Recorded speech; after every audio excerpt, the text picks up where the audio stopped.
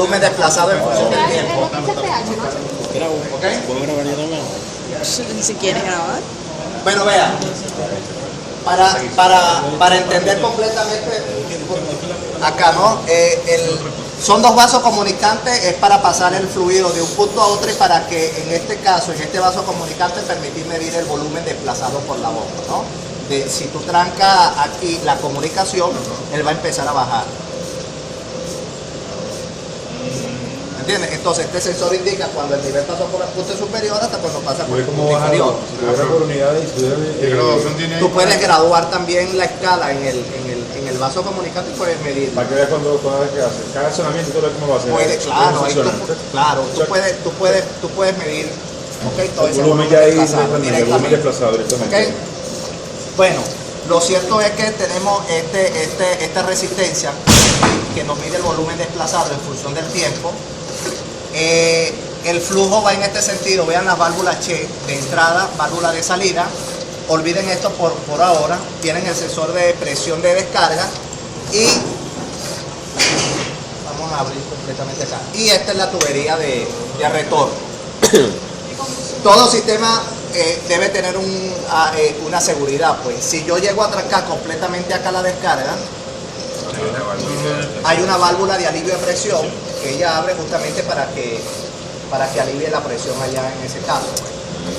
Pero hemos observado de que las ondas de presiones se mantienen en este tipo de bombas. Yo le dije a ustedes que bueno, hay un caso, por ejemplo, cuando vamos a llenar aire, los neumáticos en las bombas, en la estación de servicio. ¿Qué encontramos allá? Un compresor. Un compresor de pistón, ¿verdad? Ese compresor se enciende y a la descarga del compresor que tiene un recipiente a presión, ¿ok? O acumulador de pulsaciones o pulmón, como lo quieran llamar.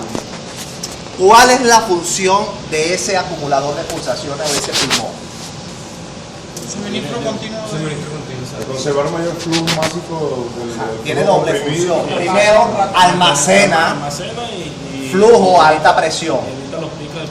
Y finalmente, si ustedes monitorean la descarga, el flujo a la salida del compresor, van a observar esto. Pico de volumen, ¿verdad? Cuando descarga y cuando hay succión, ¿verdad? Pero si ustedes colocan el acumulador de pulsaciones y él se almacena cierto fluido y tienen una válvula de descarga, al aumentar la apertura de la válvula, ¿qué pasa? ¿Cómo es ahora ese volumen? ¿Picos de presiones? No, se mantiene constante. Exacto. ¿Y por qué los acumuladores de pulsaciones? Si hacen un análisis hidráulico en cualquier sistema de tubería, los picos de presiones al llegar a los codos, válvulas, accesorios, lo que hacen es como un golpe. Y eso es lo que daña los sistemas hidráulicos. Usted dijo hace rato que puede poner dos bombas. Dos pistones. Dos pistones. Cuando en uno hay succión, en el otro hay descarga. Pero en ese caso igualito. No, porque están sincronizados, Ahí no existiría un rizo igualito. No, están sincronizados. Tú vas a observar tu flujo constante a la descarga. Claro, porque media cuadrada básicamente lo minimizan bastante. Sí. Porque lo perjudicial es ese pico de presión. Cuando ustedes hacen un golpe de ariete, agarren en su casa la válvula y estrangulen completamente, bruscamente. ¿Qué pasa? Se genera una onda. Esa onda va trasladando el fluido y choca con los accesorios. Al chocar, ¿qué pasa? Y es cuando tú ves ahí las válvulas que no te duran nada. Una fugaza por ahí, ¿Okay? Entonces, los acumuladores de pulsaciones tienen la característica de tratar de preservar los sistemas hidráulicos, ¿no?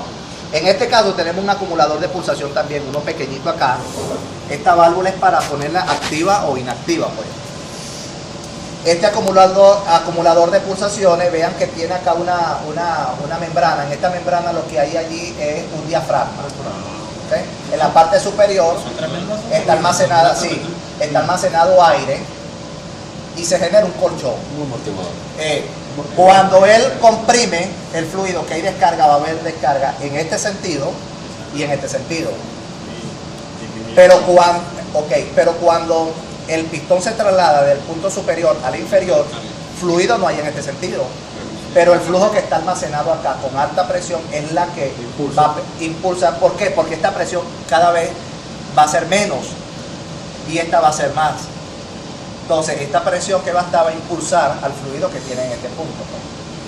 ¿Okay? Entonces, ¿qué deberíamos esperar nosotros con respecto a la presión a la descarga? Allá en la gráfica, que ahora debería mantenerse así. Ese es el amortiguador. El amortiguador. Bueno, vamos a ver, pues.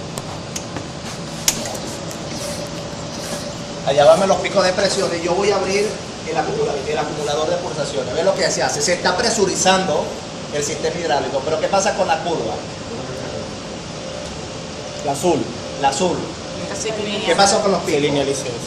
Casi lineal. Casi, ¿ves? Hay una tendencia. Cierre para ver. Y disculpe. No, para ver ahora, porque no me ves. Ahí está, el cierre. Un pico. Que tiene una curva, ¿cómo es eso? Así. Baja la presión, pues. Yo estoy restringido, hay una restricción, mira. Hay una restricción justamente para que mantenga el flujo, el sistema hidráulico. Y vean el flujo ahora a la descarga. ¿Cómo lo ven? Vean los picos de presión. Vean que hay una incidencia hasta los picos de presiones del sensor de la presión interna dentro del cilindro pistón. ¿Por qué? Porque hay un juego que se crea en el resorte de la válvula de alivio en la válvula H de descarga de la bomba.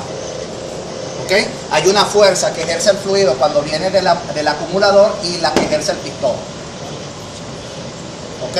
Y es por eso que se suaviza también los picos de presiones dentro del cilindro pistón. ¿Ok? Como si no hubiera regular de presión, ¿verdad? Una válvula de alivio de presión. Una válvula de seguridad. No, esa es la válvula. Ese es el de seguridad. Voy a hacer una cosita parte de la voz. Yo lo había pensado. De alivio. Ajá, pero alivio de presión no es seguridad. No, de la de seguridad es la última. Ya va, La última pero- capa de. No, está bien. Pero una válvula. Se parece. Una pregunta, una válvula de alivio de presión no es una válvula de seguridad. Si yo tengo un pulmón, más no. Si tengo un... Tiene dos tipos de válvulas. Esta y una de seguridad. No, está bien, pero ella actúa de seguridad.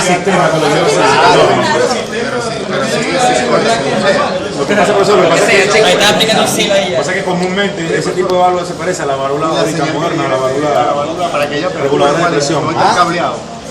La válvula, De alivio. no.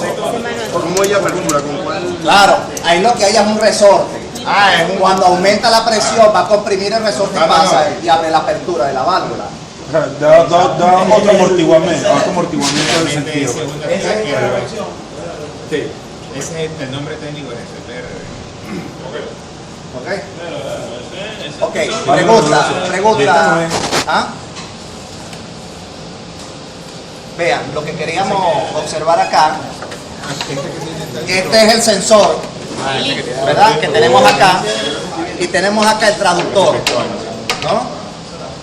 Aquí hay una circuitería que te permite a ti ajustar el rango, el span.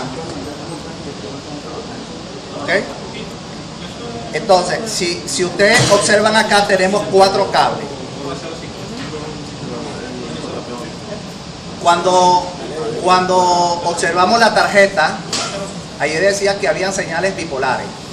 Es decir, que por una debe pasar máximo 10 voltios y por la otra menos 10 voltios. El negro debe ser el común. ¿Ok?